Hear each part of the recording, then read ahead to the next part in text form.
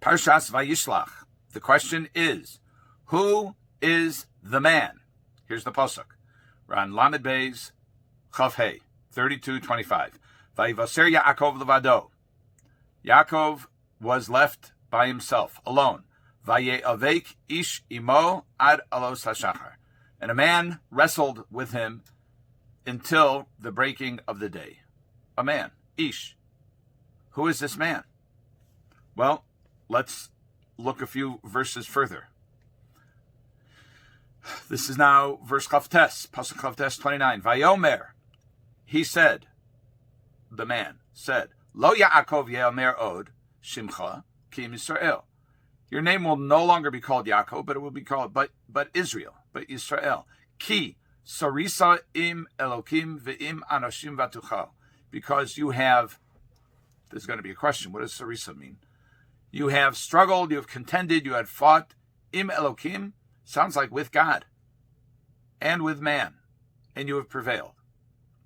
Where did Yaakov struggle with God? Where did he fight God? This is a question. So now we have two questions. Number one, who's the man? Number two, where did Yaakov fight God? So if we look at the Targumim, we have the Targum, the Aramaic translations. We have the Aramaic translation of Yonasan ben Uziel, and the classic one that's printed in virtually all Chumashim, which is Targum Onkelos. Let's look at first at Yonasan ben Uziel. So the Targum Yonasan says, in part of that pasuk, says, "Va'amar lo Yaakov is amar od shemach Elohein Yisrael." Your name will not be called Yaakov, but rather Yisrael. Why? Arum Isravavata im malachayad Hashem vim guvraya v'yacholtalom. Because you have prevailed against, doesn't say God, but rather the angels of God, and with man, and you have prevailed. So we see, according to Targum Yonasan, that the reference to Sarisa im Elokim, that you have struggled or striven with God, is actually with the angels of God. Some say this is the forces of nature. Many Meforshim explain that Malachim they're always agents of HaKadosh Baruch Hu, and they can be in various forms, including the forms of the forces of nature. So that's one approach. The other approach is that of Onkelos, also an Aramaic translation. And Onkelos says, "V'amar lo Yaakov yisamar od shmoch Elohim Yisrael." Similarly, your name will not be called Yaakov, but rather Yisrael. Arei Rav at Kadam Hashem v'im guvraya v'yacholta. You have prevailed before God and with man. Kadam Hashem, before God, v'im guvraya, and with man v'yacholta, and you prevailed. So we see a difference between the two Targumim. Targum Yonasan says it means that Yaakov struggled with the angels, and Targum Onkelos says this means that Yaakov struggled before God.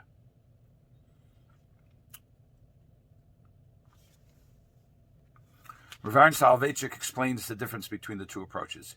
He says, according to Yonasan ben Uziel, that the man was saying that Yaakov's name would be Israel, Yisrael, because he prevailed against the forces of nature that are agents of God, adverse conditions. Whereas, according to Onkelos, Yaakov struggled before God, meaning in matters spiritual. But, says Rav Ahron, in matters material, there is no need to prevail. There is no need even to lead. There's a need of the Yaakov to be Yisrael, which is to lead for God. According to some Meforshim, Yisrael actually means the prevalent one of God, the victor or the dominant of God. In other words, in spiritual matters, we are encouraged, destined to be leaders, according to Onkelos, not necessarily in material matters. But let's get back to the other question, the opening question. Who's the man? So the classical Meforshim, based on a Medrash Rabbah, say that the man was Saro Shel Esav, the ministering angel, kind of like the chief of the department of Esav. Now, the Medrash Rabbah in Pei Zayin, and also in the Gemara in Chulin, Daf Tzadi Aleph, also weigh in on who this man was. Actually, the Medrash Rabbah quotes this about Saros Shal Esav, but there are four other options. One of them is a robber, Archlistim, an arch robber, a really bad guy, a violent person who's out to get your money and maybe put you in danger.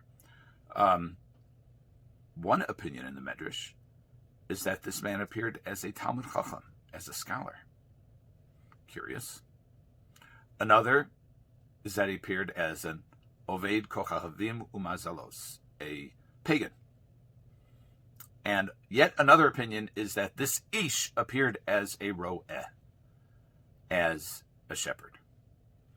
And Rav Ahron Soloveichik, my Rabbi, explains that there are many different ways in which a Jew can be challenged. A Jew's commitment to doing the right thing can be challenged, and challenged by the adversary. The adversary is, in this case, Esav.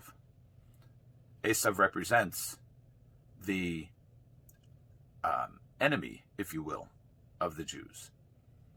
That enemy can appear in many different ways. The most obvious is the violent enemy, the enemy who wishes us ill and does ill to us. And we've witnessed that to a horrific degree in the past century. But this enemy can also appear as a Talmud Chacham. What does that mean, that it can appear as a Talmud Chacham? In other words, the appearance is of a Talmud Chacham. The appearance is of someone who has a spiritual angle, who has a spiritual connection, but it's really not truthful, not based on our authentic tradition. Maybe clothed in non-Jewish traditions, or may even be clothed in Jewish traditions. Frequently, other philosophies adopt, or people who advocate other philosophies, adopt the nomenclature of Torah to advance their cause. That is another form of Esav. It's another form of opposition for Yaakov to become Yisrael. Now, sometimes there's just outright pagan or false gods that are not clothed as Judaism, but are clothed as something other than Judaism. And we have suffered in those hands also. And that can be an adversary. And finally, an adversary can appear as a shepherd, as someone who just wants to take care of us, who just wants good for us, who just wants to make sure that we're comfortable. But at the end of the day, it's comfortable on his terms, not on our terms. It's comfortable in a system that has no room for Yiddishkeit, has no room for Judaism. We've seen many of those types of systems also in the past century. And so we have the struggle, the eternal struggle, perhaps, against these forces, and each one represents a genuine challenge historically. And what the Malach is saying, perhaps, is that Yaakov has demonstrated, and will continue to show, that he can withstand the struggle, and he can prevail. And that is why he's called Yisrael. It's interesting that although the Malach says that Yaakov's name will no longer be called Yaakov, but rather Yisrael, the Chumash immediately refers to him as Yaakov. So what gives? The Mefarshim say that this portends the development of Yaakov's relationship with the hostile elements of his environment, and how he is now fully capable of contending with that environment and being thrown into new challenges and new tests, and ultimately destined to prevail. And that is who we are. We are B'nai Yisrael.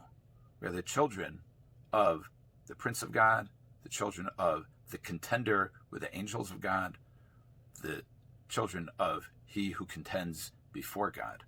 We have a mission, And our mission is to lead in matters of the Spirit as B'nai Yisrael. Have a good Shabbos.